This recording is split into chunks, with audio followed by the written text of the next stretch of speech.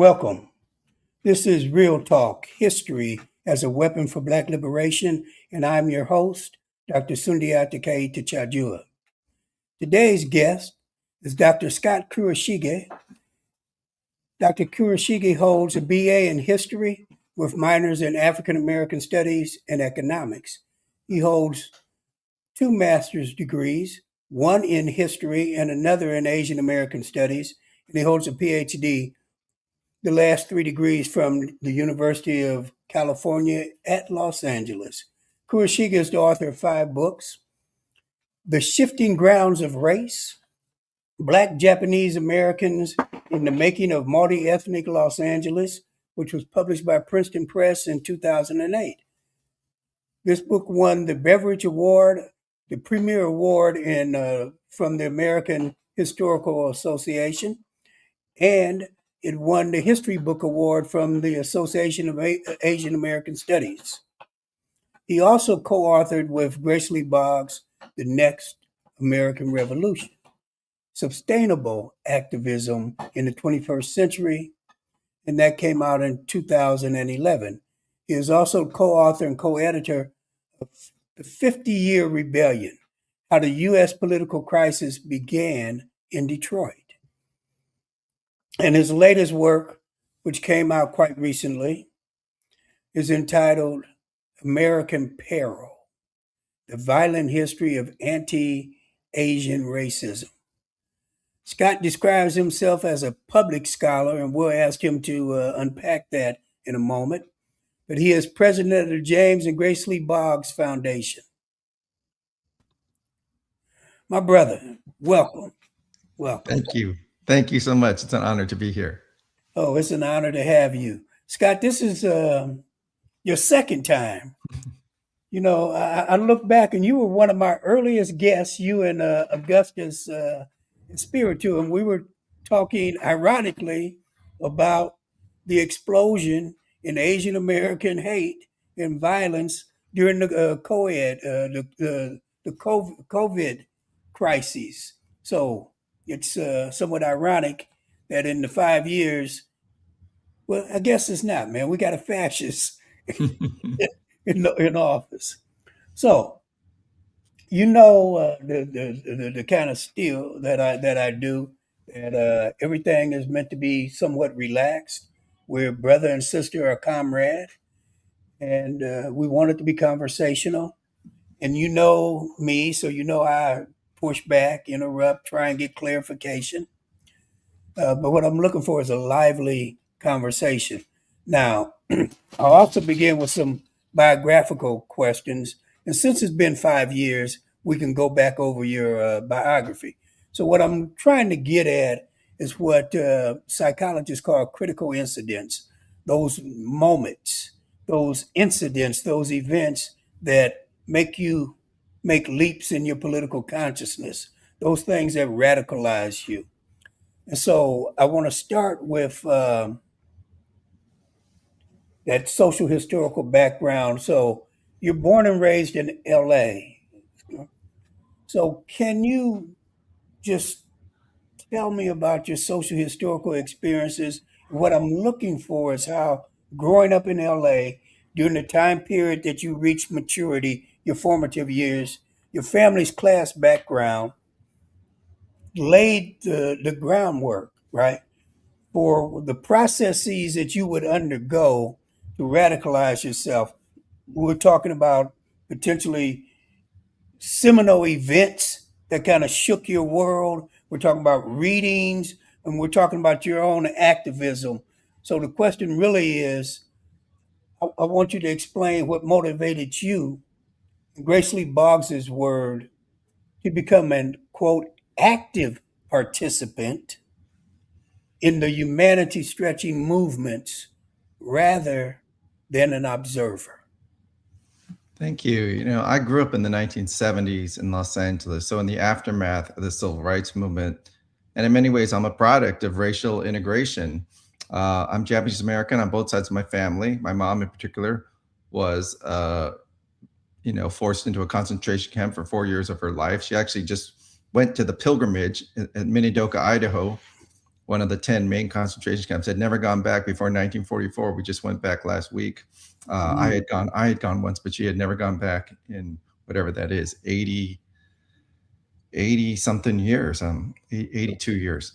So how old was she when she was in the concentration camp, and how did she react to going back? Uh, my mom was taken when she was 6, but her father, who was a Buddhist priest, was taken away from the family by the FBI. So he was taken along with a number of the immigrant leaders and sent around some hard labor camps run by the INS. They were considered to be enemy aliens, more like prisoners of war. And then she reunited with him in one of those camps in Texas in 1944. So she was with her 6 siblings and her mother first at, the fairgrounds, horse stables outside of Seattle, where she had lived. And then they were transported into the middle of nowhere, rural Idaho, in a camp called Minidoka. I would say my mom is very poker faced about it. It certainly was a moving experience. But she's from that generation where they were just taught you got to just kind of put it behind you, make the best of it, try to make a better life for your kids. And what changed, and this is a lot of what my first book is about, is that severe level of exclusion and white supremacist, denial of any opportunities for Japanese Americans in civic life during World War II and to a large degree before World War II really gave way to a conditional form of assimilation and integration after World War II. This is where we get that growing image of Japanese Americans as a model minority. And so, I think what was different for my generation is certainly there was still discrimination, there was prejudice, but there are a lot of people who were able to go to college, get professional jobs. Both my parents were able to go to college. My dad worked in hospitals most of his life as a physical therapist, and he had been in the Army. So he was a 3rd generation Japanese American. His grandfather was a sugar plantation contract laborer on the Big Island of Hawaii. Eventually was able to start a coffee farm. And so, really because my dad's father just worked his whole life. He never went beyond high school, but he worked in a bank. He basically funded all his kids to get a college education. And because my dad was in Hawaii, they weren't forced into the concentration camps.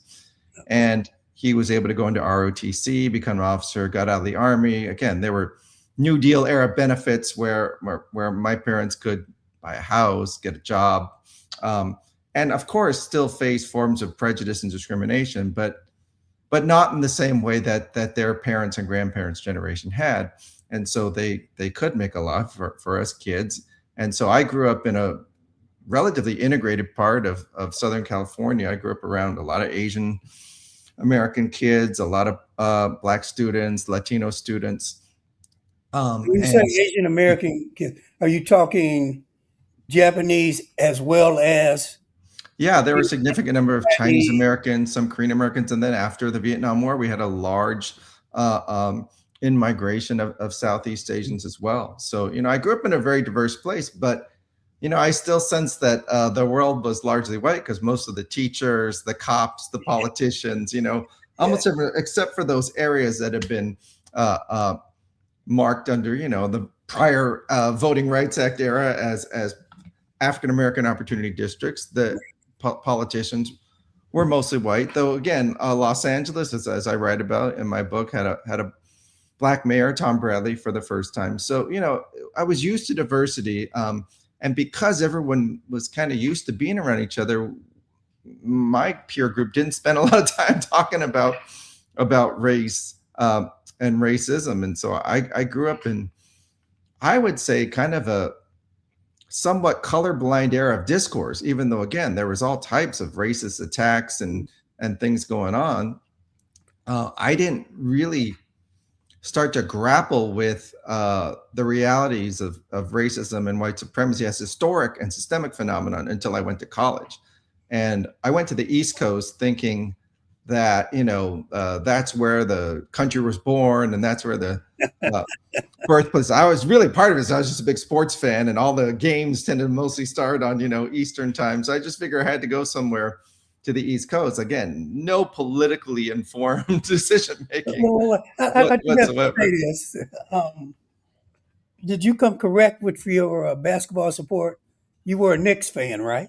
No, no, I was a Oh, Lakers damn. fan growing up. Right. I don't want to hear it. If you're not a Knicks fan, I don't want to hear it. No, I mean I was Lakers era of Magic Johnson, James Worthy, You went Curry, east, man. Michael Cooper. Uh, but I will say, we certainly hated the Celtics. That was a big part There of you growing go. up as a Lakers fan. But even more so, I used to follow UCLA college sports. Although I was too young to see any of the John Wooden classic teams. So UCLA wasn't all that great when I was watching them. But no, this is the other thing. Japanese Americans, part of the way the community adapted to life coming out of the concentration camps was we had these huge, highly organized sports leagues. I mean, even more so now today. The You kids talked growing about up, that before. yeah, they play basketball year round. And so, until about third, fourth, fifth grade, at all these schools, the Japanese American kids are blowing away everybody else in basketball. And then you start to grow. In fact, I mean, there was one friend I had who was completely into basketball, white guy, tall, skinny white guy. And I mean, we actually used to play. I'm going to use an ethnic slur here. Somebody goes, "This is my Japanese American friend, so let's play Japs verse." So there actually was this kind of racial consciousness around basketball where they said, and again, Japanese Americans, we were maybe like at most 10% of the school. I mean, it's a significant number. We weren't the majority or even close to it, but we just dominated everyone else through elementary school. And my friend Travis, who was a skinny white guy from Arkansas, he actually wound up winning an NCAA championship at UNLV. Oh, wow. He was on Whatever that that was. famous team with Larry He was Johnson. on that team. Yeah. That he was. If you remember, there was a skinny white guy who would come off the bench and just shoot threes. So he hit a couple of key threes in the final game. I don't remember who they played. I haven't seen him since sixth grade because he moved. Yeah. Okay. That is hella interesting. But So, so we would. what critical events pushed you to become the radical activist that you became? And you said it's college is what happens. So what happens in college? It can't just be classroom and reading, but elaborate. Well, I'd say the subtext of my childhood is a lot of Nisei, like my mom. They didn't talk about, being in the concentration camps, but at a certain point, I knew it happened. So in some ways, it's trying to fill in that absence. This is happens a lot, in Asian American studies class, but in a lot of history classes, children of refugees, children of genocide survivors. They don't talk about it because of their own trauma, or they're trying to spare their kids the trauma, or America will retaliate and repress you if you speak too much about these horrors and crimes. And so my mom didn't talk. So I think there was always something about history that I knew was missing. But the history I had in school was dry, boring. It was the typical, Eurocentric, dead white male, elites. I had a professor, a teacher who would just like talk at you constantly. You'd have to regurgitate it. And he even told me once, because I didn't pay much attention in the class, he banned me from taking AP US history. So part of it was I never learned. In some ways, I didn't swallow all the propaganda. And when I went to college, that's when I knew I better start studying now, because I just felt like, part of growing up is you take your classes seriously. You have to read the newspaper, vote, all those basic aspects of civic life, in the US. For some reason, maybe because my dad was in the army, or maybe because I just watched a lot of TV, I felt there was some need for that. And as I started studying, actually the first book I read in a college history class was American Slavery, American Freedom, American Slave, Edmund Morgan. That book blew my mind, because I had just never thought about the origins of racism and slavery in that way. Did you read that in a history class or in an African American studies class? I read that in an intro to U.S. history. Yeah, colonial to World War II, Civil War, colonial Civil War. And then for the second half, the modern U.S. history, I had Evelyn Brooks Higginbotham. Okay. And after I met her, and so on the academic side, I really began to focus almost entirely on Black history and Black studies um, after my sophomore year. But until that point, really what struck me was moving to Philadelphia and seeing the stark divide between white and Black, between rich and poor people, and particularly back then, people talking about how much the campus, the University of Pennsylvania campus has been gentrified. But back then Yeah. there was a really sharp line. I mean, you take one foot off campus and all the other students and the administration would talk about how unsafe it is, and you have to have an escort, and it was very clear that first I just I didn't analyze at first. I just noticed, like, what is going on here? It's like all the folks working in McDonald's and the discount stores are Right. Black working class folk, and all the folks who are poor, and the campus, of course, then was still predominantly white and very, very privileged. And so I really got interested in studying then what we would have called race relations. But of course, that took me deeper into politics, social movements, civil rights, redlining, issues of systemic institutionalized racism. At the same time that I was starting to think about voting, and I actually volunteered for the Michael Dukakis 1988 presidential campaign, just thinking, Wow. not knowing anything more about politics than you vote, and one of the two parties is going to win. And I think because Dukakis lost so badly, but honestly, I went into that election not even knowing who was going to win. That's how naive I didn't. I didn't know that. Oh, when the polls are 10 points apart, that's pretty much a done deal. I still thought, well, that's not impossible, to come back from 10 points behind. It was in the aftermath of that electoral defeat that I thought, well, what happens now? Do you have to wait 4 years to do politics again? And I started to look around, and I saw there actually was a DSA forum. I mean, it's shocking to me that DSA is relevant now, because then it just seemed like a bunch of middle-aged, intellectuals talking to each other. So that didn't appeal to me much. Eventually, I got involved in student activism around campus, institutional racism issues. And I helped start an Asian American student group. We were pushing for Asian American studies classes. And for instance, like the Asian studies department then was still called Oriental Studies, and it was really run by Orientalists. So we were finally able to get that changed. Things like that. There were a lot of racist incidents on campus that we were able to talk about. The fraternities were notorious for having racist incidents. And then actually a lot of the student activists were dealing with issues of reproductive freedom, pro-choice issues back then. So I just got introduced to a lot of different issues, and slowly began to realize, it's not just one issue. It's not just one politician. It's the whole system. And I began to connect that to my own identity as Japanese Asian American, but also to see that you couldn't understand Asian American history or Japanese American history without understanding the broader history of white supremacy, slavery, genocide of Native peoples. And so that's really when I formed this kind of comparative, intersectional, transnational approach to history and ethnic studies that I continue to go with today. So when I met you, you were what? You were just beginning to write your dissertation? I would say, or not writing it much. I was definitely in grad school.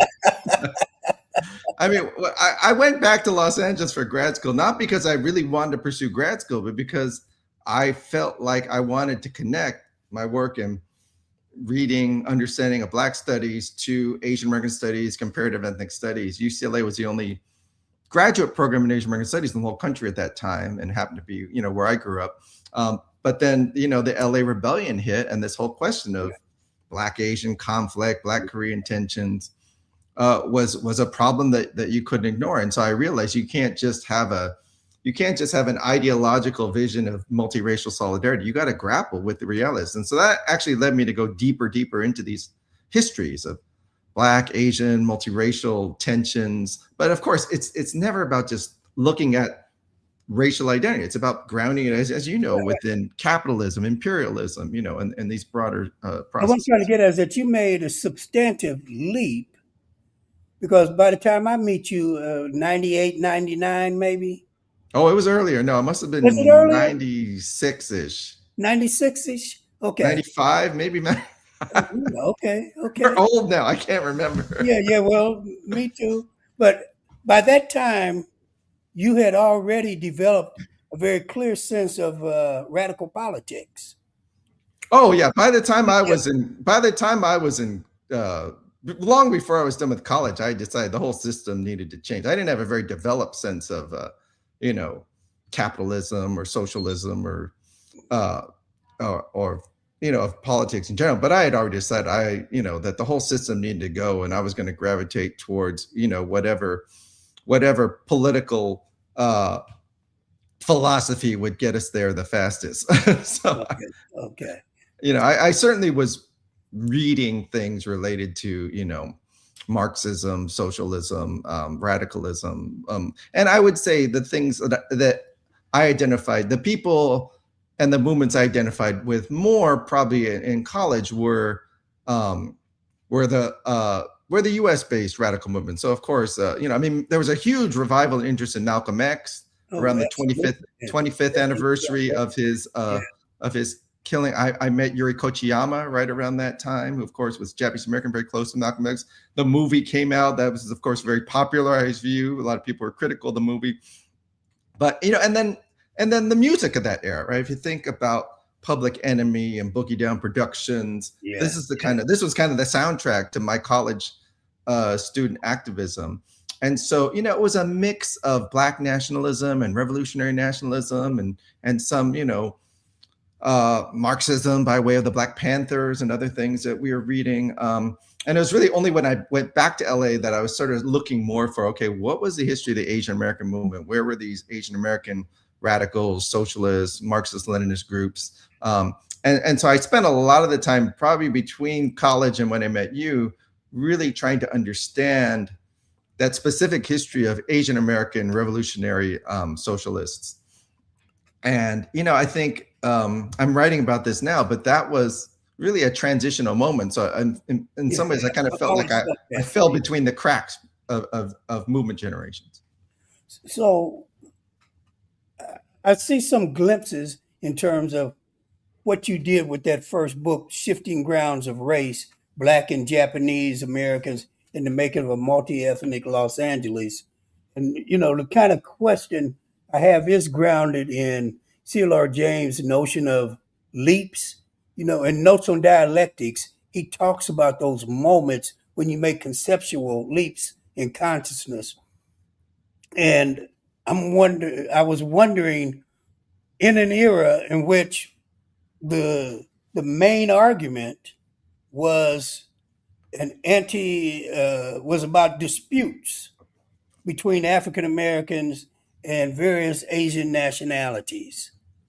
How did you come to want to search out moments of solidarity and cooperation? Well, because when I was really interested in the relationship between Black studies and Asian American studies, I was going back to the 60s origins of, in fact, I'm working on a lesson plan right now on the origins of ethnic studies out of the San Francisco State Third World Liberation Front strike.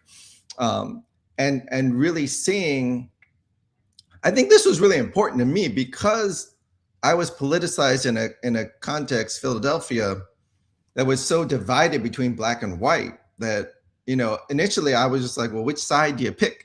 Clearly, I had been harassed and attacked and called all kinds of names by white people as a kid, and I certainly didn't feel like I had a way to fit in. Other than maybe working as a mid-level accountant or something. I mean, that just didn't appeal to me. By the time I became an activist, I went into college thinking, okay, major in business, maybe get a job working for some white people or a corporation. But by the time I developed the critique of the status quo and the capitalist society, it really seemed like I had to better understand Black freedom movement, Black revolution, and so like Grace Lee Boggs or Yuri Kochiyama, not being Black, but wanting to identify with the Black movement as a really important factor in U.S. history to liberate everybody. I really began to think about how do we think about solidarity. And so I think the 60s provides a lot of iconic moments that project this vision of racial solidarity. But by the 80s, 90s, it's clear that we cannot go with just, the image.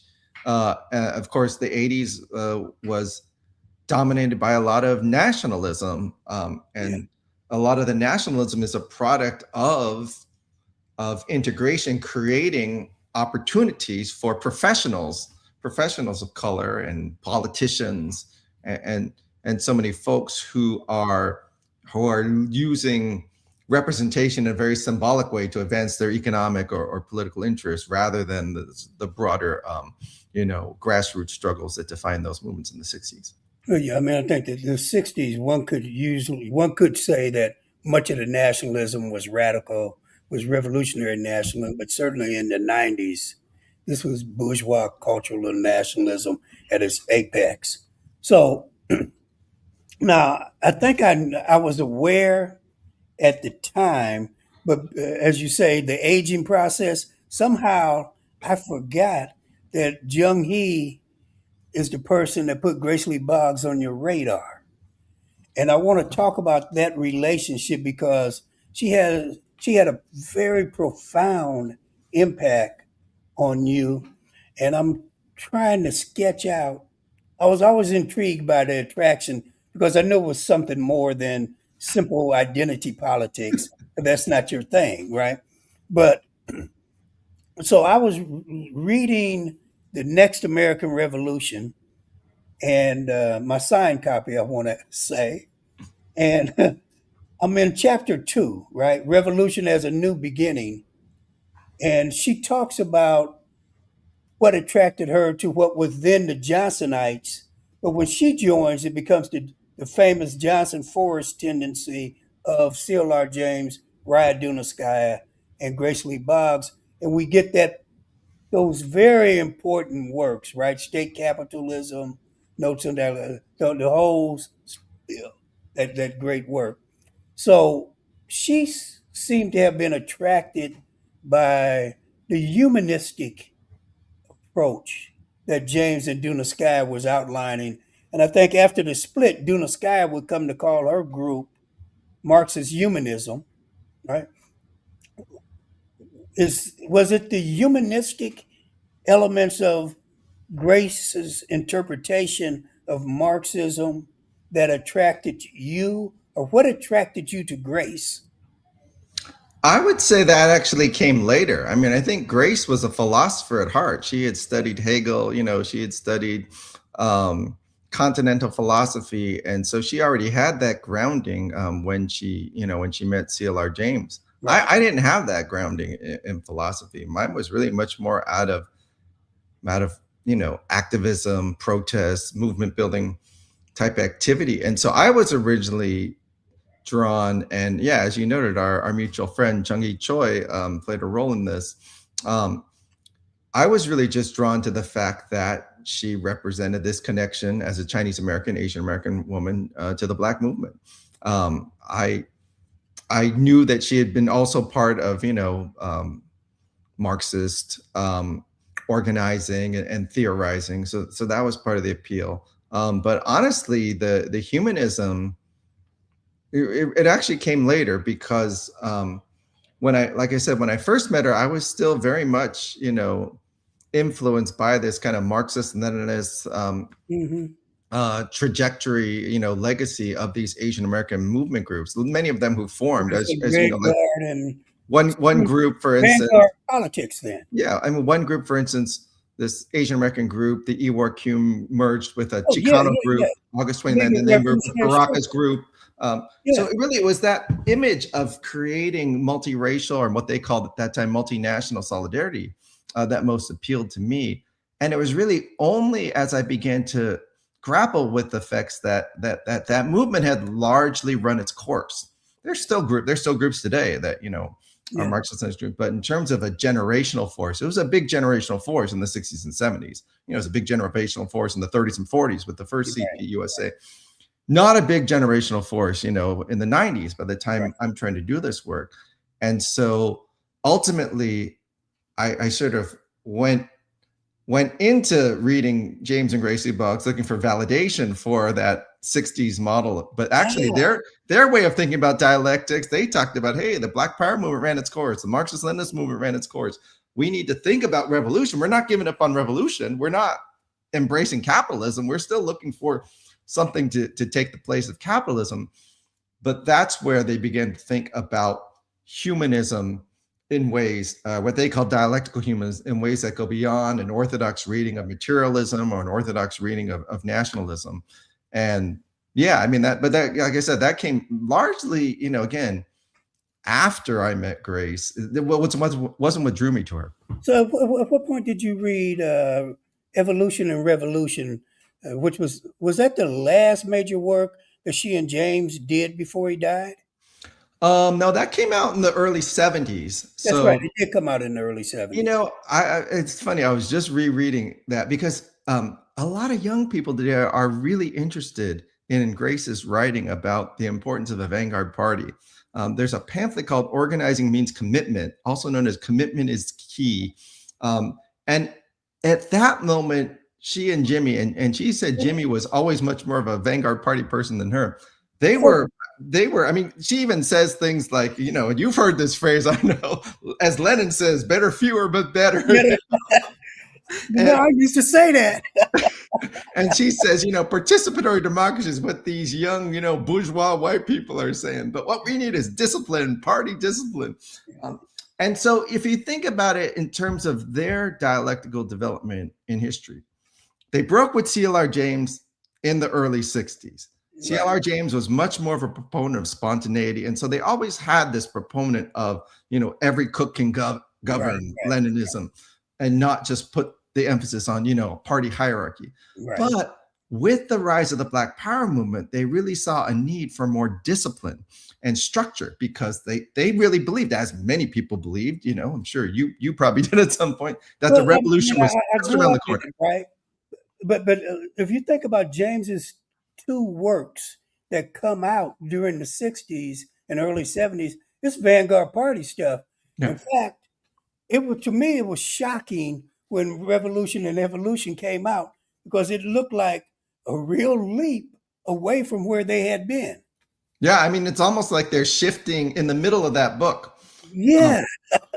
But, in the 60s, and you can read, Jimmy Boggs's Racism and the Class Struggle, which originally, I have the contract, it was originally called The War Between the Races.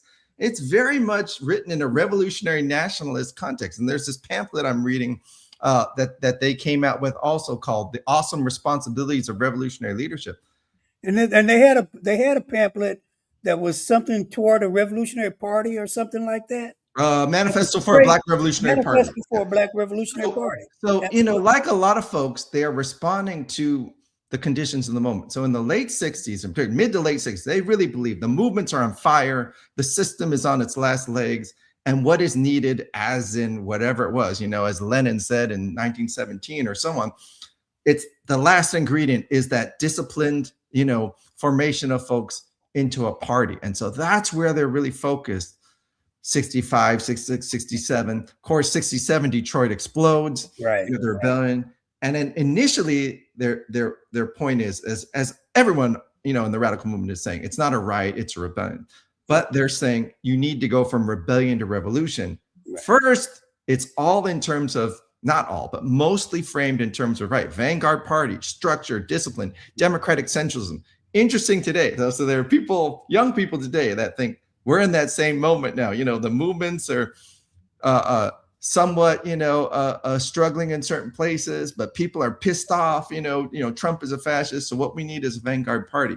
So that's why folks are going back to it today. But the interesting thing is, even while they're talking about a vanguard party, they are, because of Jimmy's analysis of automation and the disappearance of jobs and factories, they're already moving away towards dialectical materialism. They've already moved away from dialectical materialism towards this humanist reading, not of, again, capitalism needs to be replaced by a system which, the working class gets all the profit from the factory system. They're saying the factory system has destroyed humanity to such a degree that we need to create, you know, Another, a yeah, humanist model that goes beyond capitalist notions of work, regardless of who's, taking the surplus value. right, right. So interesting. So now I want to switch to the notion that ethnic studies is being dismantled. And probably, I would argue that represents the clearest target of the MAGA fascists in terms of their attack on the university. That it's Black studies, it's Asian American studies, it's it's Indigenous studies. That's what they're really after, and that helps then undermine the humanities and the social sciences. So I read an article recently by a guy who is the director of the Institute for African American Studies at Columbia, Jafari Sinclair Allen. And he does a really good, it's in the Nation, the June issue, June 1st, I think, issue of the Nation. And he does a, solid job in talking about the attack on Black studies. But his response is, of course, full throttle defense of Black studies. And what strikes me is that he doesn't grapple dialectically with the ways in which Black studies has failed to fulfill its generational mission. That the original mission of Black studies was radical, if not revolutionary, and over the past 50 years, it's been weaned away from that mission. And so I was thinking about a quote that Grace has that you reiterated in an interview, and what she said was what really ruined the Black Power movement was the entrance of Black intellectuals getting bogged into the university establishment and losing ties with the community. And I think that certainly explains one side of what went wrong, indeed, a major side of what went wrong. And I'm wondering if you can think about what I've said about this guy, Jafari Sinclair Allen, and just a simple defense of Black studies as it exists now. And of course, we can extend it to all of the other branches of racialized community studies and Grace's critique, and then think about a dialectical analysis that really goes after the root of what contemporary Black studies has become and talk about a radical fight back strategy. Yeah, thanks. I mean, Gary Okihiro, who was one of my mentors, has a Yeah. book called Third World Studies. He joined the Ancestors a couple years ago, so sad that we've Sorry. lost him. But he said, the original call was the Third World Liberation Front. It was from an anti-imperialist revolutionary perspective. Nobody would have used the term ethnic studies. That came from the academics and the university establishment. So even from the beginning, there was that contradiction. If you want to be accepted in the academy, you always have to play Except their ball language and their concepts. play Yeah. ball in their field to a certain degree. And so, clearly, before we even think about ethnic studies, there's the freedom schooling movement. I mean, I've still Yeah. drawn the most inspiration from the folks who weren't even part of the K through 12 system, right? I mean, out of SNCC, out of Mississippi Freedom Movement, you have this idea that we need to see education as part of our struggle for freedom, as part of our liberation. And it can never be defined solely by, what the state or what the dominant structure is providing. Now, of course, if we're paying taxes, schools come out of that. yeah. Of course, if we're paying taxes and, education is a state mandated procedure, then of course we need to fight over, where those resources go and what the curriculum is. But it's always going to be contradictory. And that is the real challenge. I was just talking about that with student activism generally, with all the multicultural centers and, the Black student centers, Asian American student centers. You fight to get these, you fight to get them permanently funded and institutionalized, that then the administrations, they're going to decide who gets hired and what their job duties are, and what they can and can't say. So there's always going to be this need for movement outside of the institution. And sadly, I think, what we're seeing now is so many of the people inside the institution have lost that connection, like Grace said, and like you were quoting. I mean, I'm just shocked that on the one hand, there's just no doubt that the agenda, not just of Trump, but so many of these state level and local level leaders, they're not just wiping out university programs. They're wiping out, historic markers. They're wiping out Absolutely. programs for education that go beyond just what's taught, but who can get scholarships and so on. These types of programs that, of course, were designed to counter the historic and contemporary effects of discrimination being wiped out. And I was just in a program where we managed to preserve all the funding that Trump was threatening to cut, and then the college wiped out all our programs anyways. So again, you can't blame it all just on Trump, because there are all kinds of folks who have their own free will and are giving it up. But the other side of it, programs had severed their connection to the community long before Trump. I think the other side of it is that you cannot ignore the internal contradictions. And they've been there from the moment they were institutionalized. And so, right, people, even as folks in Asian American studies were saying, we're driven by, these imperatives that come from the community, that come from the movement. At a certain point, so much of that can just become rhetorical for people that are pursuing tenure track positions, or they become department chairs. And it's pretty well documented now. I mean, I can run through the list. Even or especially in these places in Asian American studies, for instance, where my generational peers have become the chairs and the deans and the provosts. Absolutely. It's a very, very narrow professional agenda that may still pay. And again, there are still people teaching that are dedicated teachers. There's still people putting out some good research. But that overall sense of a movement-driven mission has largely been, become just rhetorical. But the more telling thing, I think, even that is, I was asked to do a external review of American Studies at Texas last year, University of Texas, Austin. And of course, this is in the context. Okay. It was only proposed at that time. It was only chatter that American studies, women, gender, sexuality studies, Asian American, Mexican American, Latino, Black studies would all be merged into one department, and that since happened. So we saw it coming. You could put out all the practical arguments for why, it's in the self-interest of these universities to maintain these programs and departments, and yet they got completely wiped out. And a former student of mine who I taught when he was a patient went up for tenure recently. There was an article in the newspaper about this in the past week. Passed every level with flying colors, has a book, it's on the right press, it's published. And then these, political, basically appointees of the president, mysterious black box committee denies him tenure.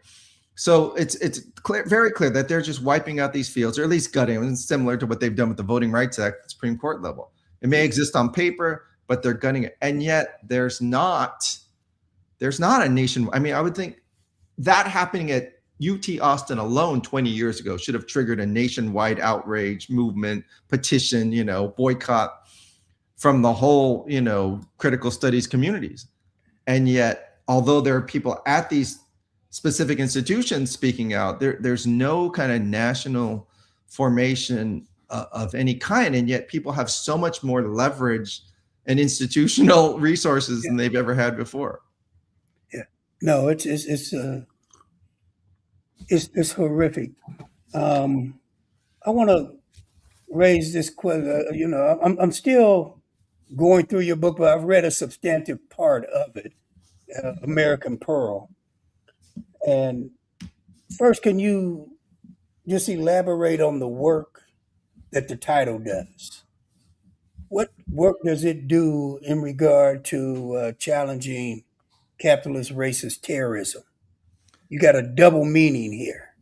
Yeah, so one of the most predominant stereotypes in Asian American history is the yellow peril. This idea that whether it's a foreign country like Japan or whether it's coming from a quote unquote invasion of immigrants and refugees, that Asians represent some dark, source of violence or threat or an alien presence. And in fact, usually that's just driven by racist stereotypes and the racist imagination, of non-Asians, particularly, white people in power looking to exploit situations. And so that yellow peril type rhetoric, demagoguery is all designed to really put a target on the backs of Asians and Asian Americans. So the peril is perceived to be coming from Asia to the US. In fact, it almost always goes in the opposite direction when you actually document the wars, the violence, the white supremacist hostility, and the atrocities. So that's one aspect of it, right? Is there? I think I missed the other aspect in which you're talking about the peril. Well, I think the other aspect is, we're trying to understand the relationship between ideas, and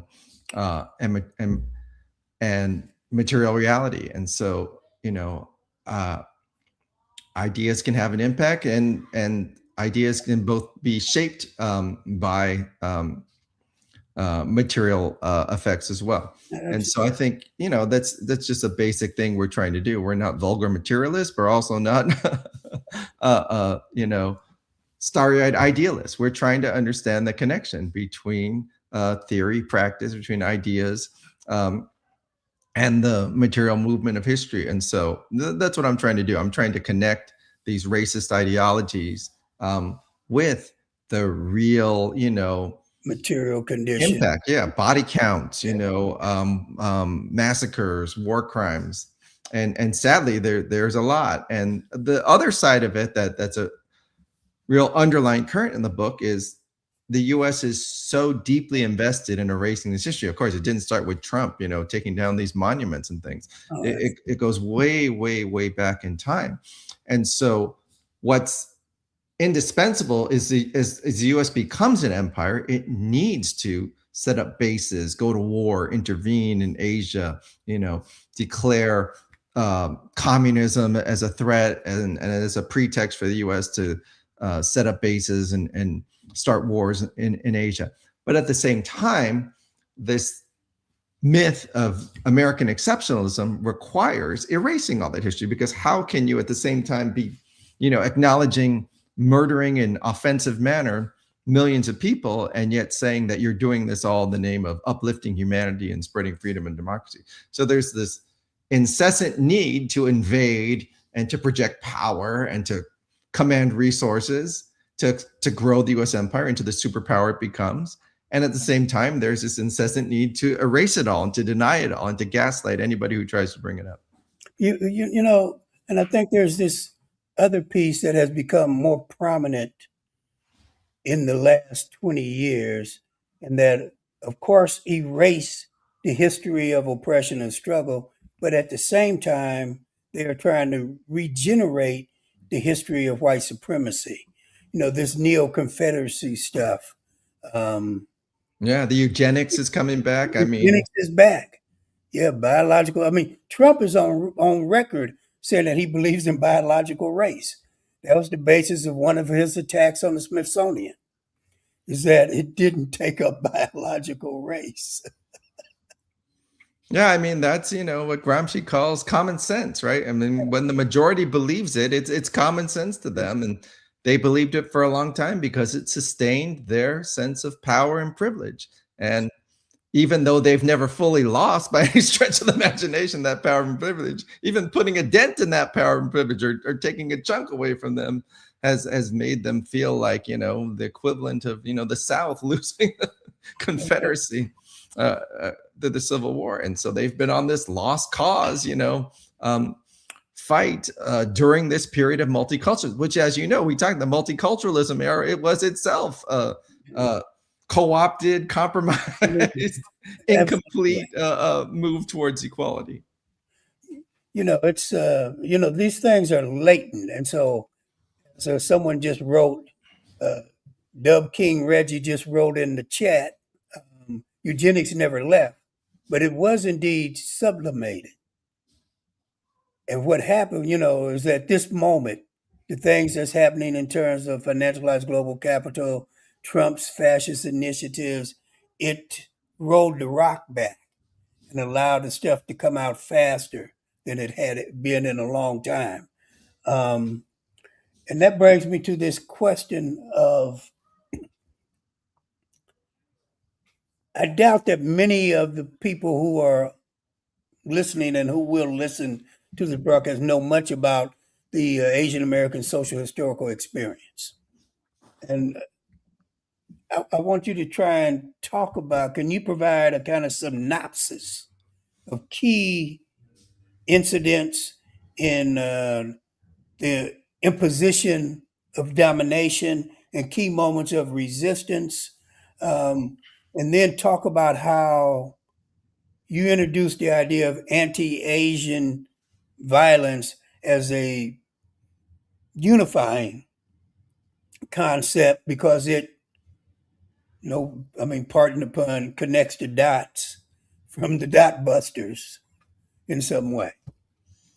Yeah, I never learned anything about Asian American history through my entire K through 12 education. Like I said, my mom never really even talked about having been in a concentration camp, as most of her generation didn't, until the government finally apologized, acknowledged it was wrong, and then people felt like they had permission to talk about it.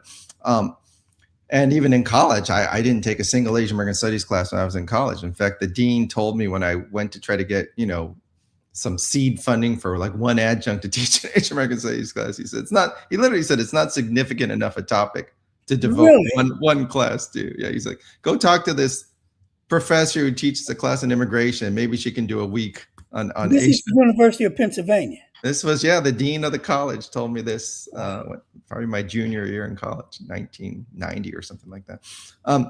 So I wanted to write a book that would capture, some of the big general aspects, along with some of these, specific, key moments, both atrocities and moments in activism that were breakthrough.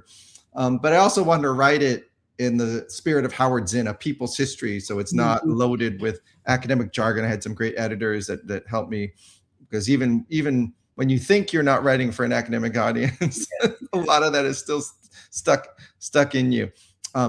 So I would say, again, as the U.S., of course, Manifest Destiny is initially about, genocide towards Native Americans, quote unquote Indian removal, the Mexican-American War, seizing the northern half of Mexico. And of course, a lot of that was tied to, for a long time, the expansion of slavery. Absolutely. So we have all these roots of empire in connection with white supremacy. But Asia and Asian Americans become pivotal to the expansion of U.S. empire as Britain first cracks into China with the Opium Wars, establishes the unequal treaties, and the U.S. is very clear they need to establish similar unequal treaties with China, with Japan, with Korea, and so on. They massacred almost 300 people in Korea in this attempt to establish these unequal treaties in 1871. And even when I was getting a master's in Asian American Studies, I didn't even learn about this first Korean War. But the euphemism of the open door policy, which they contrasted to British imperialism. Yeah, well, that was the idea, that the U.S. was a more friendly form of colonialism, which was really key to the colonization of the Philippines, when the U.S., of course, is defeating Spain, saying, no more Spanish tyranny over the Filipino people, and yet the U.S. is refusing to allow Filipinos to become an independent country. Again, murders, largely massacres, anywhere from 200,000 to over 1 million people. 4 years after the U.S. declared the Philippine-American War over, the U.S. military went in and massacred 1,000 people, almost entirely civilians. And this is actually a big story in the newspaper initially, and then just completely disappears again. Another 1,000 people massacred in the Philippines after the end of the war. I never even learned about this again when I was getting a master's in Asian American studies. So just a series of war crimes, atrocities, complete dehumanization of Asian, not just combatants, but civilians, women, children, elders being killed by the tens of thousands. And that's what Rudyard Kipling said, that was the mentality that was needed. That was to embrace the white man's burden and basically rule the world like Britain had once done. So there's that side of it. But along with that expansion of U.S. empire overseas, you open up Asia as a source of immigrant labor. And of course, with the transcontinental railroads, you have the Chinese. With agriculture, with mining, you have recruitment of wave after wave of Asian immigrants, largely because one group comes in, the white supremacists attack them, and then the capitalists try to find a different group to come in. And so you end up with a situation where Asians are at different times allowed to immigrate this country, but never allowed as immigrants to become citizens, never allowed to vote, not allowed to own land. Of course, interracial marriage was banned. So many of these racist exclusion laws subject these workers to just out and out, not just exploitation, but violence. There were 186 Chinatowns, according to historians who've done more research than I have into the primary sources. 186 Chinatowns completely wiped off the map in the 19th century. Literally mobs, racist mobs coming in. Sometimes they lynch people. Sometimes they used intimidation to, get people to leave before they killed anybody. And you have, again, not just lynchings, but you have one of California's first laws said if you were Native American or Black, you couldn't testify against a white person in court. And then there was a case in which a Chinese immigrant was killed in, I think it was 1853, by a white man, goes to court. He's initially found guilty. It's obvious, there are all these witnesses. Goes to the Supreme Court in 1854, case called People versus Hall. Supreme Court says, no, we're just going to apply this same law that Black and Native people can't testify in court against a white person. So even though you've got these witnesses, we're going to throw that all out, overturn the conviction. And so it's basically just giving, white people a license to kill with impunity. And so that was the groundwork for these for the type of domestic incidents of violence that struck Asians and Asian Americans. And after World War II, you begin to see this push towards, more tolerance, more acceptance. But 1975, the end of the Vietnam War, in many ways analogous to Pearl Harbor, in which is such a shock to the American consciousness, this idea of dominance, not the same way, of course, Vietnam never invaded or bombed, U.S. territory, but it punctured that sense of dominance at the heart of U.S. empire and white supremacy. And so what we begin to see is a massive buildup of resentment. This in so many ways, I mean, Pete Hegseth is almost a prototypical example of this idea that, we shouldn't have lost that war. The U.S. should have used nukes if it had to. Should have unleashed, the full, macho testosterone, vision of American power. Of course, Colin Powell, that whole generation said it was hubris, it was foolish. We need to use more restraint. We be more careful with how we exercise power, even if we are the world's biggest superpower. But this notion that, now we're seeing it in policy, but what we saw on the ground for years was just anger, expression at Southeast Asian refugees, or just Asians perceived to be, Vietnamese or Southeast Asian refugees. And that resentment of the Vietnam War, you look at scholars like Kathleen Belew studying the rise of white nationalism. So much of this rise of the neo-Nazis, the new Klan, the white power nationalists is tied to this idea, not just that the U.S. lost the Vietnam War, but that these weak-kneed liberals had emasculated, the U.S. military and the U.S. government. And this is where Pete Hegseth and all his tattoos and, his rhetoric comes from. Yeah, no, absolutely. So talk about how the anti-Asian violence concept, you see it as a unifying concept to build a pan-Asian movement. Yeah, so I think initially the sense was, as Asian Americans were part of this new era of multicultural society, democracy, that the violence was an example of how our civil rights were not being fully respected. And that if we were to push back against the violence and form racial coalitions, not just around, hate crimes based on race, but, there was a time in which Clinton brought together James Byrd's family and Matthew Shepard's family and the family of a Filipino-American postal worker whose family I met, Joseph Aledo. The idea that, living up to America's multicultural potential meant having hate crimes laws and having education to stop hate.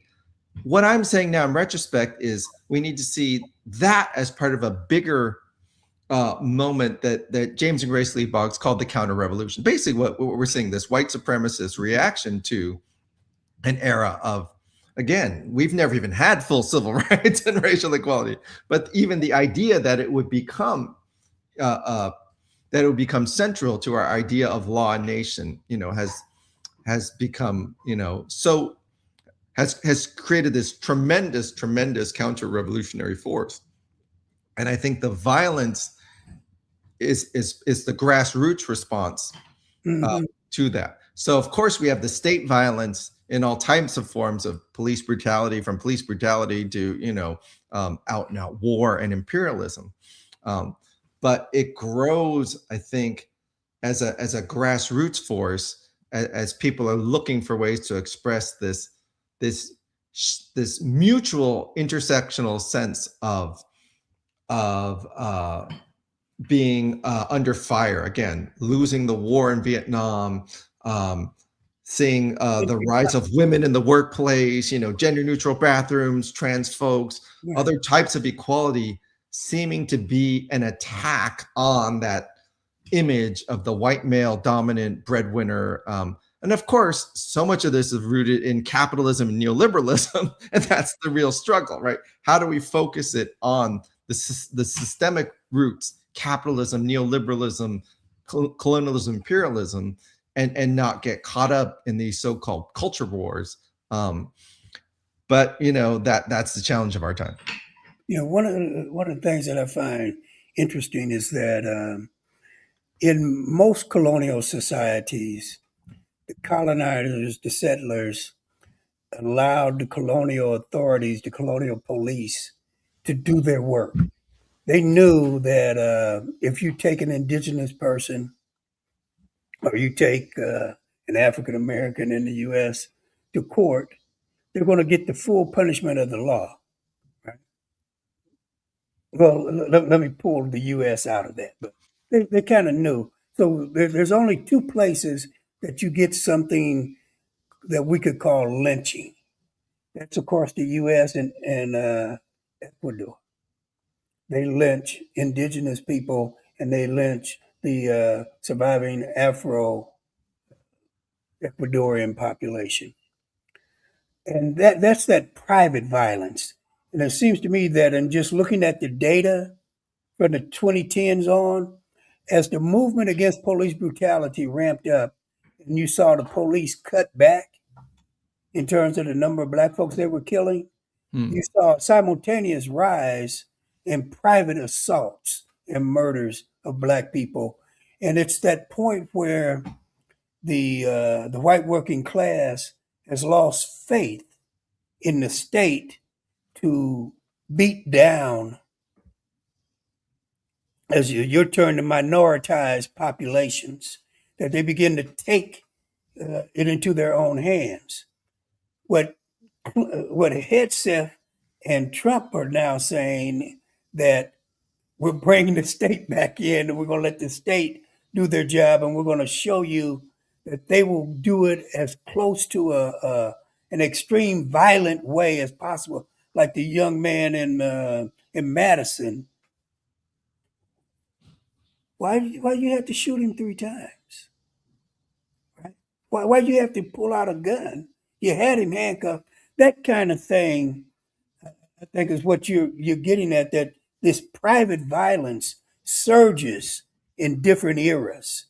And I do think it's tied to when the state is not being as repressive at the local level, if that makes sense. So Boom, boom. I had to keep opening this thing up.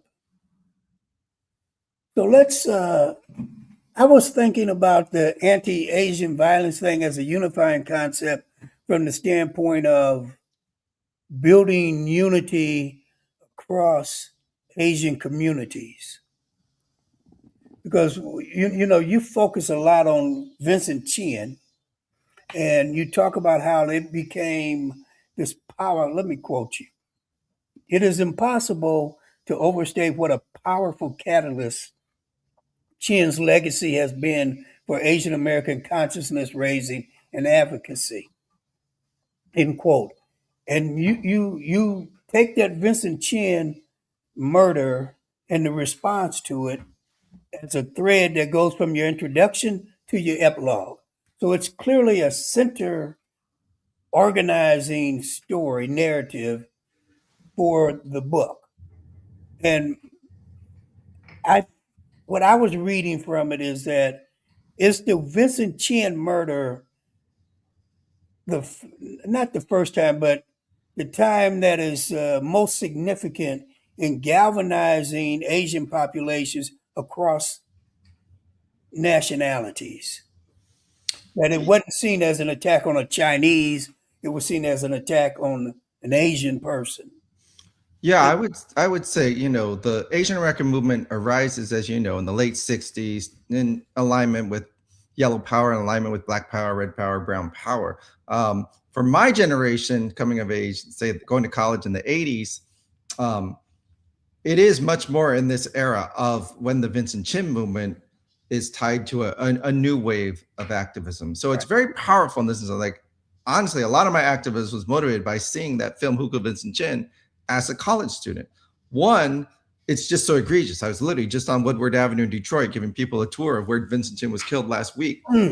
He's killed in the busiest street in Detroit in view of two off-duty police officers at a McDonald's, and they beat him to death with a baseball bat. They are heard shouting, racially loaded language before that, and they're not given a single day in prison. It's probation and a fine.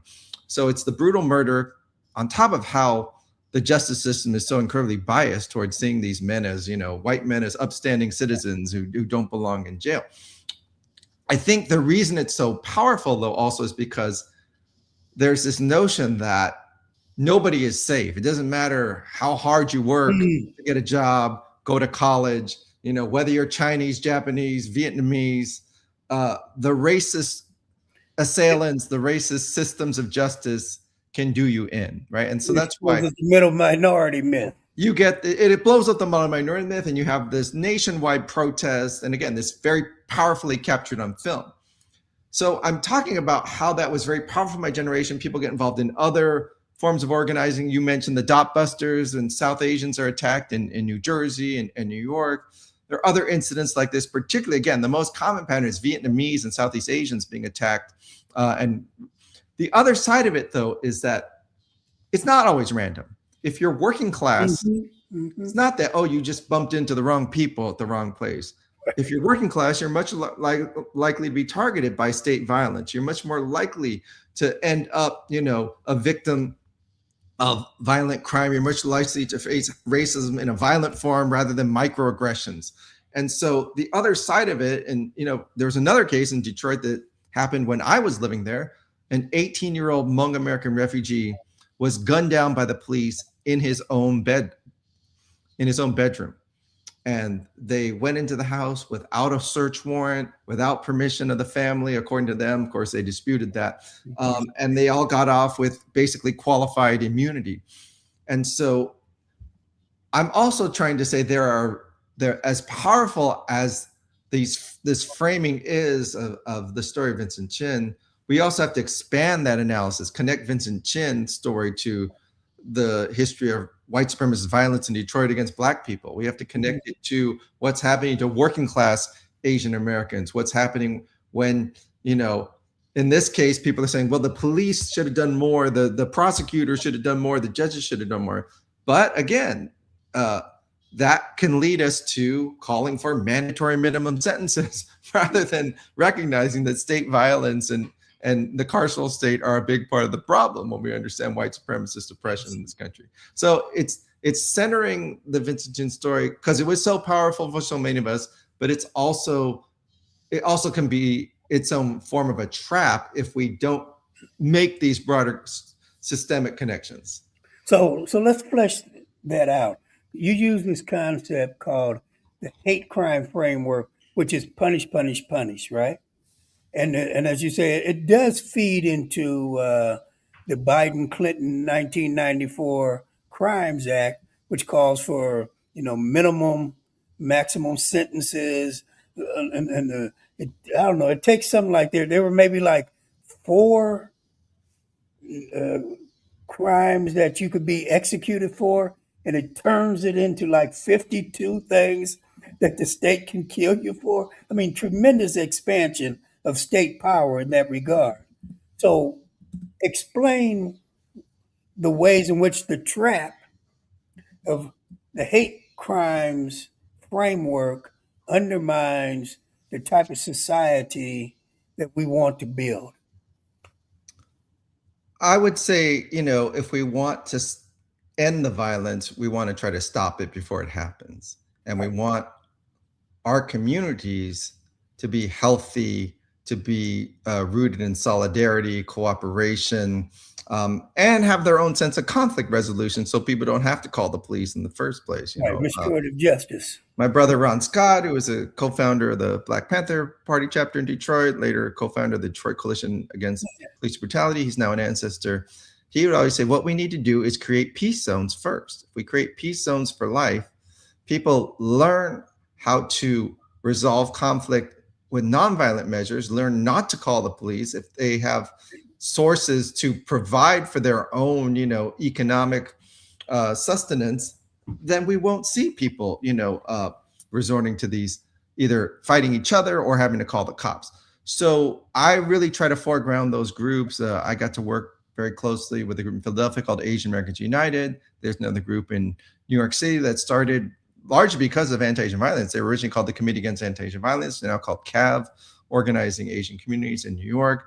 These are groups that are dealing with the housing crisis, trying to struggle for affordable housing, the healthcare crisis, the crisis of state violence against immigrants. They are looking at tenants' rights. They're looking at public education, and almost in every instance, you can see they're at the forefront of forming multiracial coalitions, identifying common areas of need and struggle, with Black folk, with Latino folk, with folks from multiple diverse backgrounds in order to create an urban agenda for social justice. So, I think even when you look at these individual incidents, there was a lot of controversy during the pandemic because many of the cases that went viral. So the one that got the most attention was the Atlanta shootings. That was a white guy. He was an evangelical Christian who was taught to believe you have to be, you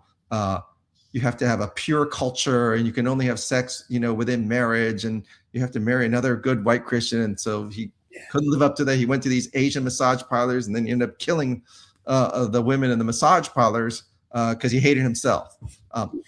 But so many of the other cases that went viral, even though, again, the biggest pattern was, white assailants attacking Asians, there were these very sensational cases caught on video where an assailant who presented them as Black was attacking an Asian elder.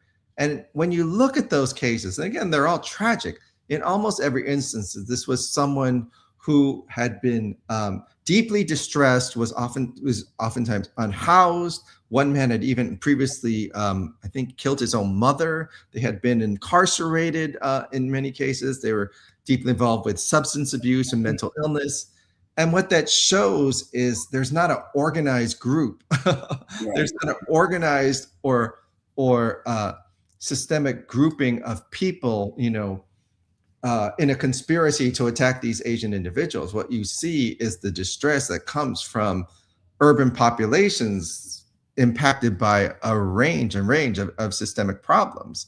And if we can get to the root cause of the problems, we are more likely to end the violence rather than Absolutely. punishing someone because, of a hate. And then there's the statistics are very, very unclear. There's no real proof that hate crimes laws or these enhanced sentences that you get for hate crimes do anything to prevent They don't crime prevent. they're trying to stop. And so again, even from that perspective, at best, again, you're adding on to someone's sentence after the fact, after it's happened, after the violation has already occurred. When in fact, you can have a lot bigger impact if you invest in prevention rather than punishment. No, absolutely. There's something in the ways in which the U.S. development in terms of its capitalist racist system was in a constant state of war, which you've talked about. But beginning with the reason you got the Second Amendment is because they wanted guns so that they could continue to kill indigenous people to take land, and so that they could continue to force and maintain African people in the enslavement. When I was in Ghana the last time in 2010, I was on a bus. Me and Helen were on a bus, and the bus was full, and it stopped at a stop sign, and this young boy came up with a crate of water, and he set the water up, and he's trying to sell water to the passengers while the bus is stopped. And this one guy just in a fit, I don't know what was wrong with the guy, but he just knocks all the little kids' water off. Mm. And as the bus driver begins to pull away, I mean, like dozens of passengers start screaming, "Stop the bus! Stop the bus!" And they demand that the bus driver back up, right? Back the bus up, tell the guy that knocked over the water, pay, they call him pay small boy, pay small boy. They make him pay the guy, and then they say, put him off the bus. We will not ride with him. Put him off the bus. That type of community culture, right? I'm told in China, they don't have lawyers and police deal with incidents in communities unless it rises to a level that they constitute a court of the people who are there that witnessed the incident, right? The U.S. has become such a barbaric place, right, that it's hard to imagine those forms of justice. We've got to work to build that. But I definitely see where you're going, that anything that empowers the state and its violent instruments can't be good for us in the long run. So I want to move to a couple, two last questions. And the first is, after the June 1st verdict that found Chike Rick Child not guilty of murdering Cyrus Cormac Belton, a 14-year-old African American who was accused of theft, um, there's been a call in the black community for an indiscriminate boycott of Asian businesses. Now, I want to say right up front that an indiscriminate boycott on Asian American businesses is xenophobic, is backward, doesn't allow us to move toward the type of solidarity that you're talking about and that I believe in. So, my question to you is this: if we had an audience of the people who are on Instagram and TikTok calling for the boycott, and calling for the boycott simply in an indiscriminate way, not targeted on businesses that clearly have a history of extortion in terms of exorbitant pricing and those kinds of things, and maltreatment of individuals, but there's just indiscriminate. What would you say to them about why that politics doesn't help us build a better world? Well, I'd say, it's not an easy discussion to have, It's not. because when you have, and this, I've been traveling, doing a lot of my own organizing work for the past month, so I haven't followed some of these instances closely. The one I've been following most closely is the Nolan Wells Yeah, mysterious murders. You may have known he was actually Filipino and black yeah, uh, from his mother's side. So, of course, these tragedies are horrific. Of course, we want them to end, and it's very emotional. It's oftentimes that you can separate the anger and the emotion, from the response. right, But I think, when we're strategizing, at least we want to look at not, the identity of the individuals, but we want to look at the practice. we, right, we, we want to focus on the practice because that's how we can correct the problem.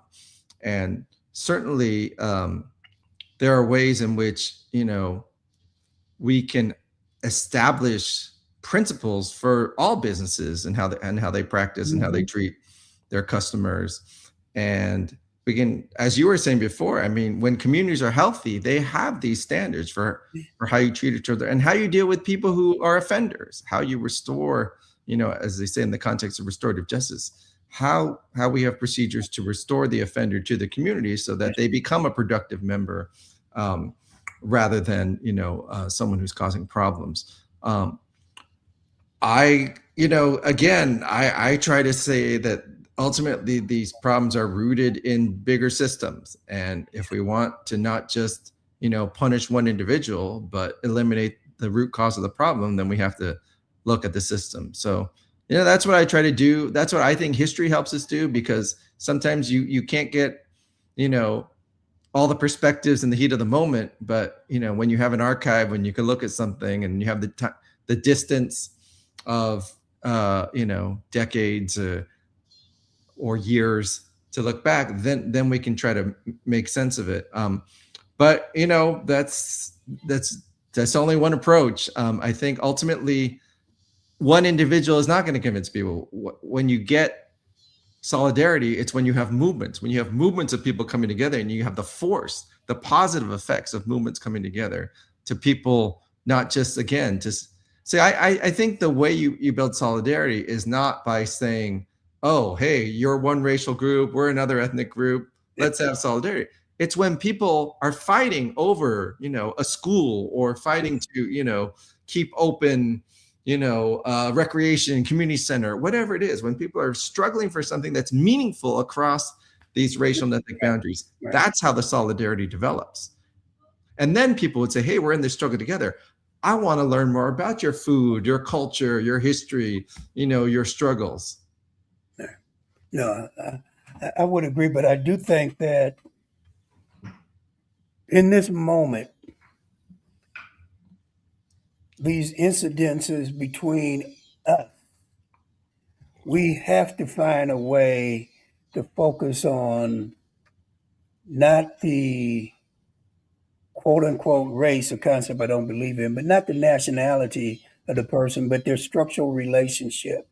When I think about small businesses, I think we need to understand the relationship of small retail capitalist businesses. There's certain kinds of practices that they engage in, and that's the nature of that type of business, is not a reflection on the nationality of that particular capitalist. It's the nature of that structure, right? Small businesses aren't going to hire a lot of people in the community. They're going to exploit the labor of their family. you know, there's just all of these things that we need to be aware of, that we've got to try and figure out a way to get to the kind of solidarity you talk about. So, last kind of question. In the epilogue to American Peril, you offer 5 lessons from history to stop anti Asian violence. Now, I think those lessons apply across the board to and it's hard to find groups in the United States, certainly not the darker peoples, not African Americans, indigenous people, or Mexicans. We've all experienced a history of violence, but those 5 lessons go across the board. But I want to emphasize the first two, and I think you have them as the first two for a reason. So, can you talk about and explain the significance of the first one, connect domestic racism with overseas imperialism. And the second, confront the history of erasure. Why are those essential ways to respond to the history of anti-Asian violence, but I would say the history of what we'll call racialized terrorism? Well, we're seeing right now, with Iran, Trump has already said he's going to threaten to wipe out a whole civilization. I mean, literally every time he gets on TV talking about destroying infrastructure, this is a violation of international law and a promise to commit war crimes. So we know what the U.S. military is capable of through these imperialist acts of aggression. But I gave the example of how much hatred, dehumanization there was of Vietnamese people, and again, the refugees getting attacked were all, for the most part, on the side of the U.S. in the war, which is why they're coming here as refugees. These weren't even the Viet Cong supporters. And so, what people don't realize is even when the story of the My Lai massacre broke, it was framed. I mean, there's a quote that these researchers have found where the Washington Post said, this is unprecedented. We've looked through the history of, all prior wars, so part of the reason why so many people talk about the My Lai massacre is, well, it's horrific, of course, and it was a huge expose that it came out. And it took courage of people even inside the military to break that silence, because it was, that erasure was so epic for so long.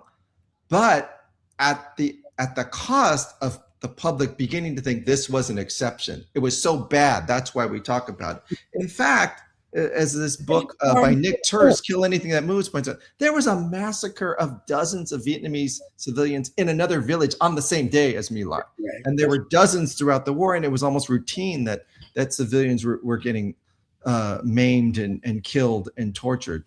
And so, it happened in Vietnam, it happened in Korea. Of course, the targeting of civilians, not just in Hiroshima and Nagasaki with atomic bombs, but the firebombing of Tokyo, 100,000 civilians killed in one night of bombing. It just goes throughout the wars that you could not have that projection of U.S. dominance in the way it occurred. You could not have the U.S. recruiting so many tens and thousands of young men to fight without that level of dehumanizing the enemy. And even that film like Starship Troopers helps to give that sense of, how soldiers are trained to see the enemy as enemy. Or there's an episode of Black Mirror where they're wearing there's this chip in their head that makes them think, the immigrants that they're hunting down are these like zombie-like creatures.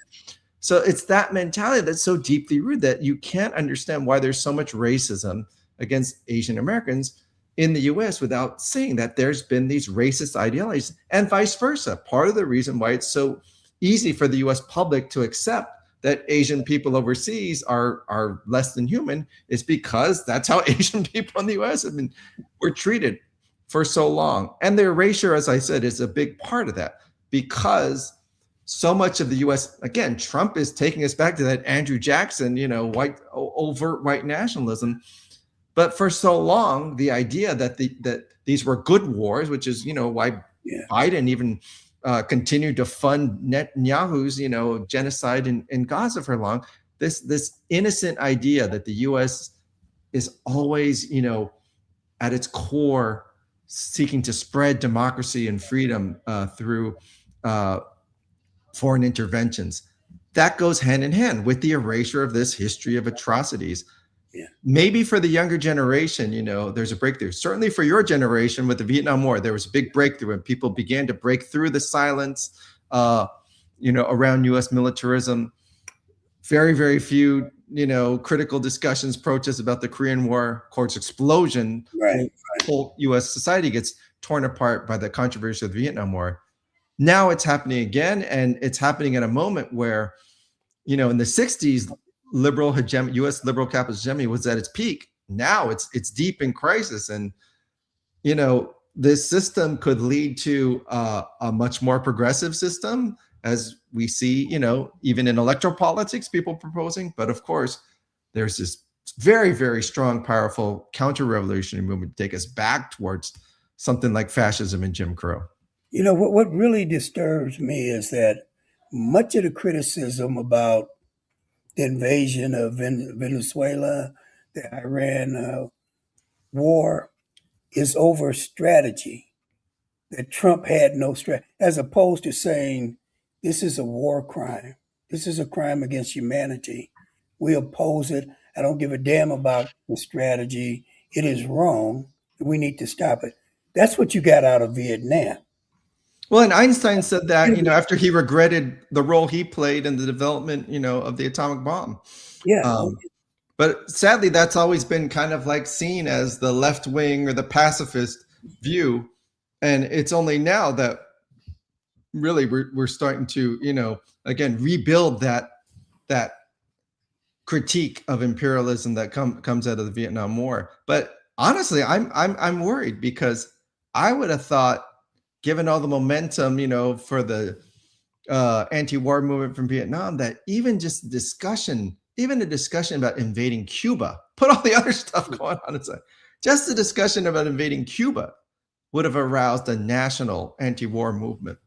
And that's not even in the news. No. And Trump keeps saying it over and over again, like Cuba's next. Marco Rubio's got a whole plan lined up to, take over the government of Cuba. And so there's just so much happening at such a level that people are used to sort of, a certain level of what's normal under US imperialism. And then this war breaks out and we all protest it. But now it's everything all at once shifting towards a whole new fascist order. And it's a lot. Well, here's what I would say is that we're in a declining empire. And in the context of a declining empire, if we aren't more sophisticated in the ways in which we do what you say, which is to connect domestic racial oppression to imperialism and show that this is the same thing, right? We end up with a situation in which we've got a base of the white working class that feels a grievance, and that grievance in part is that they're not able to get the same things from imperialism that they got at a previous rate. They see it as declining. They see a challenge domestically from the quote unquote immigrants, and so they're lashing back to that 1890s world view. That's what I see. That they've rolled that rock back, and that stuff is seeped up. And as you say, they want to erase the history that we know to be true and continue to replace it with this myth of the Neo Confederacy. So, Scott, it's time to see if we have any questions coming forward. So, if you have a question, now's the time to put it in. And Scott, while we're looking to see if folks come forward with questions, do you have a summatory statement about your work in this moment, or do you have any announcements that you'd like to make? Well, I just think it's really important that we continue to have these conversations, because this is a critical moment, like you're saying, in history. It's not unprecedented in the sense that white supremacy has been deeply rooted in this country for a long time, capitalism, imperialism, but the particular way, as you're saying, in which the empire is in decline, in which it's opened up space both on the left and on the far right. And so, most folks in the media, in the university world, they're in these positions of power because they were groomed to move up within the existing system. They're not equipped, even if they wanted to be, to look at that system in disarray and begin to create something whole new.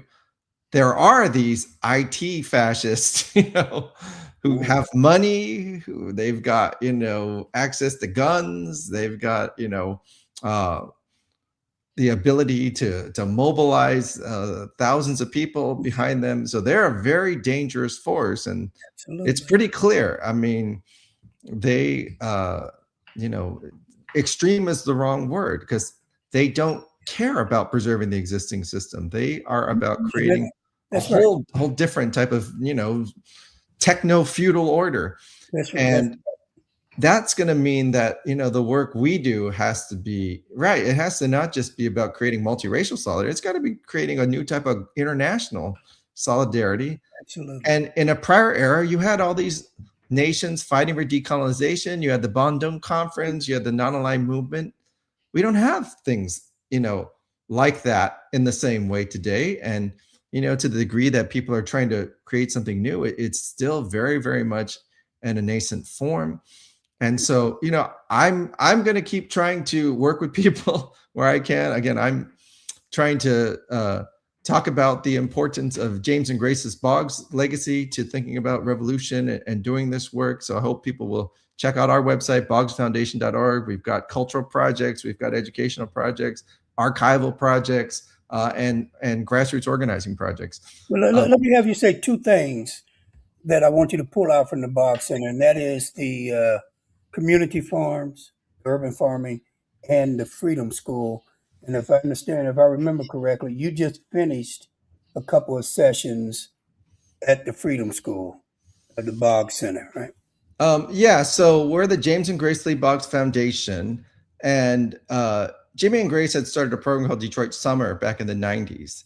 And that program really represented, in many ways, the dawn of the urban farming movement in Detroit as people were grappling with the really collapse of the factory system, the industrial job base, particularly in the auto industry in Detroit. And you had white flight, you had capital flight. And how do you look at all these vacant lots? Are they just a space where, people are going to take them over with crack houses? Are they spaces where they get dumped on, they become environmental hazards? Or are they places that can actually be a source of community solidarity, places where people are growing food in the middle of food deserts where, you can't even find a decent grocery store, and where people can't afford to go shopping, out in the suburbs, and they could at least don't provide have means of access. yeah, at least part of their, source of daily living by growing their own food. But it was also a source of education. Like a lot of young folks had no idea how food grows. And so, how can you have healthy bodies if you don't understand, ecology and how food grows and how nutrition works? So there's all kinds of reasons which the farms really took off. And again, because Detroit had so much space, it was a way to decommodify all these vacant lots before the speculators and developers buy them all up. Now they've bought up quite a bit of them, but there's certainly still a lot that are in the hands of just ordinary people and nonprofits and community land trusts. So it's both symbolic, but it's also, again, it's fulfilling and meeting a material need, a survival need of people, like the Panthers talked about with survival programs. But it's not just providing a free breakfast. What's that? One thing that came out of that is my understanding that the program, I can't think of that Yakindi operated, built a block-long co-op store. Yeah, we were just there, Detroit People's Food Co-op. So that came out of the Detroit Black Community Food Sovereignty, the DBFSCN network. Yes. Detroit Black Community Food. It was secured. I think they changed it to Sovereignty Community Network. DBCFSN, Detroit Black Community Food Sovereignty Network. So they started with a farm, and very much, I just actually bumped into Malik Yakini, who's one of the founders. Folks who came out of the revolutionary movements and were looking, like the Boggses, at what is the next step in imagining, the city as the black man's land. Of course, there are movements to go to places like Jackson, Mississippi. There are movements to create, black cooperative farming in the South. But in cities like Detroit, there was this land for people to begin to build a farming base. And from the farming, that was a source of cooperative economics, education. But the next step was then to expand that into food distribution. And so you have this cooperatively owned Detroit People's Food Co-op right there on Woodward Avenue, right, not far from where the Vincent Chin incident happened. And I just learned just because I was taking my mom to the concentration camp pilgrimage. Fred Korematsu and his wife actually got married across the street from where the food co-op is. His daughter's now trying to preserve that abandoned church into a historic building. Might be she wanted to be like a community center for kids, named after her parents. Fred Korematsu. I'm sorry, I don't know the mom's name, but Fred Korematsu, a legendary figure in Japanese American history, got married and lived in this heart of what's now a Black community in Detroit. So just trying to make those connections. So yeah, we brought some young activists in to learn from Detroit. Some of them are already doing that work in Detroit, but people came from all over the country, and they got to study what the urban farming movement is doing. There's a kindergarten through 8 James and Grace Lee Bach school that I don't run, but my kid went there previously, and other educators who were close to Jimmy and Grace started that school. They're now their own entity, and they're trying to put a freedom schooling approach at the center of K through 8 education. There are other folks in the Eastside Community Network that are doing the type of youth organizing, community economic development that reflects this kind of bottom-up approach. So yeah, there's a number of groups that we've been working with. There's actually a lot more Asian American activists now doing work in Detroit than when I first moved there 26 years ago. So yeah, it's certainly, I wouldn't say, we're anywhere close to what we might call victory, but I think the struggle is very important. The struggle is both inspirational and educational, and that's really what drives the Freedom School agenda.